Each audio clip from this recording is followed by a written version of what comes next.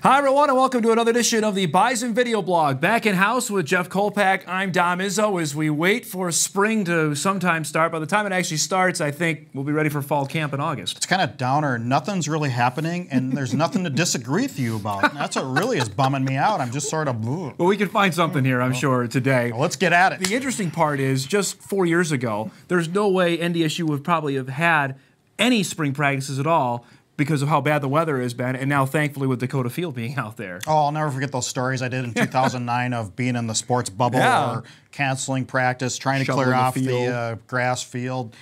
Just a little turf has done wonders, hasn't it? Now they're installing another turf field that'll be ready next fall, and then for next spring too, of course. So yeah, it's a huge difference. I think spring football is getting through this weather just fine. Now let's talk about that as they've gone through 8 practices, 1 scrimmage they just had this past Saturday. It's like a triage unit out there, the amount of people that aren't playing for NDSU. We're seeing quite a bit of the second stringers and third stringers. What have you seen here through the first 2 weeks of spring football? Well, we're through over half of spring football, and we have less than half left. I think we're not going to learn a whole lot. I've just come to that conclusion that there's just not going to be a whole lot of reps for live practice that we as reporters are going to go, wow, look at that. That's really cool. That's different. Look at that player. Now, I think the coaches, of course, will learn a lot in practice and reps like that.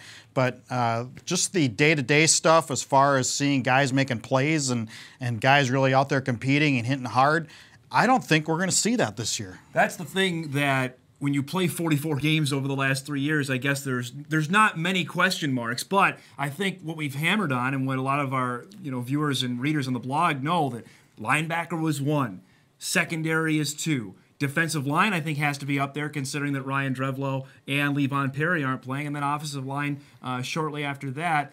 Are you seeing any of those guys, and wide receivers, I should throw into that mix, anybody stepping up to say, wow, okay, come the fall, that's going to be a guy to watch? Well, we just saw MJ Stumpf a few plays ago there recover a fumble. That's one guy I think they really want to make a spot for.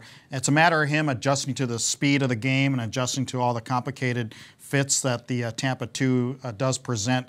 They're looking for a wide receiver, I know. Maybe some guys have stepped up in some drills and practice, but we haven't seen it in scrimmage situations because, well, guess what? There was only 35 plays in last scrimmage. It's kind of hard for guys to, put some their best foot forward over a long period of time. And I just look forward as we see some of the backup offensive linemen there and Carson Wentz. Carson is just fantastic. The more I watch him, the more I see him.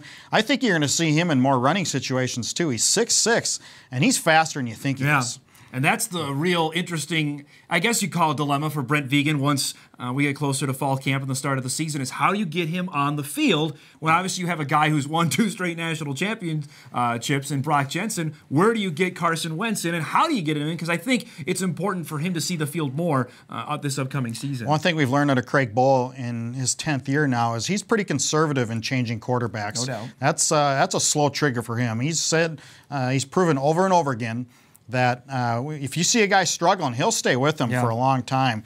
If you're the number 1 guy, you're the number 1 guy. Now, it's going to matter. Is there going to be a switch in philosophy?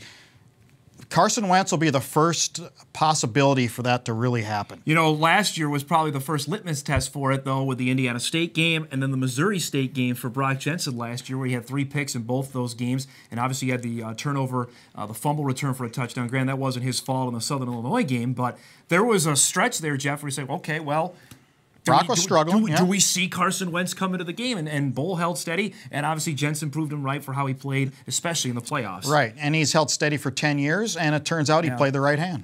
Now, also, as we divulge here into the spring game coming up here in 10 days, is that we should be right in the heart of the home schedule for both the Bison baseball team and the Bison softball team. The softball team's already lost a home series. They're supposed to play the remainder of their home games starting next week. It looks highly questionable that'll happen. The Summit League tournament is supposed to be played in Fargo. For the baseball team, they've already lost a potential home series this weekend with Western Illinois and Omaha. And Jeff, it's just stretching out now. It's not new for these players, but man, it has to be frustrating. You know who I feel bad for are the guys like John Straka, number 15, who we just saw pitch against the Gophers. The seniors, you know, this is their last year, their last chance to wear a uniform, last chance to play at home. I don't think that's going to happen. There's just so much snow out there. The frost isn't out. I don't think they're going to beat up Newman Outdoor. You know, especially for the Red Hawks season coming up as well. Of course. And in softball, you know, it's a younger team, so maybe they have that going. Here's the thing about baseball, softball, Dom. It's all about the tournament. So you can do what you want in the regular season. Yeah. I think you have to do from here on out. I wouldn't worry so much about getting every game possible you could possibly get. You need to worry about getting your team ready for the postseason because it's all about getting the NCAA tournament. Right now, the softball team looks like it's almost a shoo-in for a 5th straight Summit League championship. They've won regular season championship, but also going back to the tournament as well for a 5th straight year. They're unbeaten so far in conference play, and Darren Mueller just keeps churning them out there with the softball team. It is really, really impressive. I think at some point they need a turf field, at least for softball. I think it's fair in the Title IX facilities equation. Yeah. If football's getting these 2 practice turf fields, I think softball should get one too. But also, to echo what we talked about at the top, we know the baseball team has been taking grounders off there on Dakota Field when the football team wasn't out there, and also the MSUM football team has been out there as well because they couldn't use their facility, so it's been used 3 times over. Not just for Bison football with this rancid spring we've had here over the last 4 weeks. You know, why doesn't the city of Fargo and the schools get together and put together some big artificial turf complex? There you go. He's throwing out ideas already here. I mean, it's just I've been saying that for 10 years. And no, well, now you've got a platform for everybody to listen to you now. I'm going to run for something. I'm going to run for an office on that. Well, now I'm going to give you a platform as well because we wouldn't do this blog if we didn't talk about, 1, about scheduling, but we'll give that a break. But 2, about realignment, and that's something we should talk about with obviously what's going on with the Horizon League and obviously with happening in college basketball now, as it's official that Loyola of Chicago will leave, Jeff, the Horizon to go to the Missouri Valley. That'll be made official on Friday. That drops that conference to 8 teams. Why that's important for us to talk about is because a lot of the schools that are in the Horizon now used to be in the Mid-Con / the Summit. What say you about where do we see everything happening now? Well, it's obvious that TV market is driving all these realignments. Illinois Chicago is in Chicago. It's one of obviously the biggest TV markets in the country. I thought it'd be between Oral Roberts and Chicago. Illinois Chicago has this huge endowment. The school's doing just fine. Oral Roberts, who knows what's going on financially? Not so well. And Chicago, Tulsa market. Who do you take? And that's going to be the problem with North Dakota State. You're sitting up here in Fargo, North Dakota, and say some league like the Horizon or Missouri Valley is thinking about looking at you. It makes it a little tougher. Now, here's the one thing they have going for them, I mean, NDSU and South Dakota State, is that they've played the Horizon schools. They've played Green Bay. They've come here, actually, though. It's a rarity for a lot of mid-majors. Green Bay and Milwaukee have come here. They played Youngstown State this past year in the opening tournament of the season. So at least there's a possibility that the Horizon may be open to that. Obviously, the biggest thing, though, Jeff, is travel, because the league goes from Ohio now to Wisconsin. That's the border in Milwaukee. I don't know if they're willing to go further than that. But, Tom, you know these decisions are made by presidents and not by ADs and coaches. Do you not? Do you not understand that? I do understand that very well. So you think the president is going to go to Fargo, or is he thinking TV market?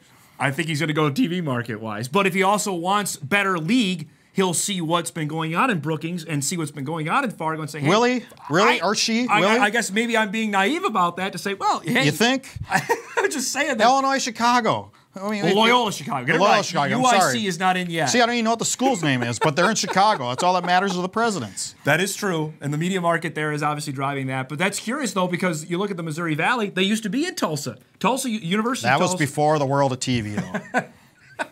And who knows what's going to happen. Jeff won, Dom 0 on this one, don't you think? I don't know about that. I got torched the last time you killed me. I'm just getting back. Well, that's just, it's fair game here, I guess. Okay. But all I'll say is on that, I think they would be naive not to look at the Dakota schools just because the Jacks have been to the tournament twice and NDSU's been there once. How many of those other Horizon schools have even been there? Hey, you just got beat up on this next topic. I'm just saying Butler has dominated that league, and now they're Indianapolis. It's a big market. They need something, though, to get back to 10. That's my whole rationale on that. Good luck on that one. There you have it, folks. I guess Jeff won that one. I don't know where we're scoring these debates, but you already won the pick'em. Do you need more bragging rights on me here? This is competition. All right, there you have it, folks. We're back at it. NDSU next scrimmage comes up this Saturday. We'll be there for that with a spring game coming up a week from then. For Jeff Kolpack, I'm Dom Izzo. Latest edition of the Bison Video Blog.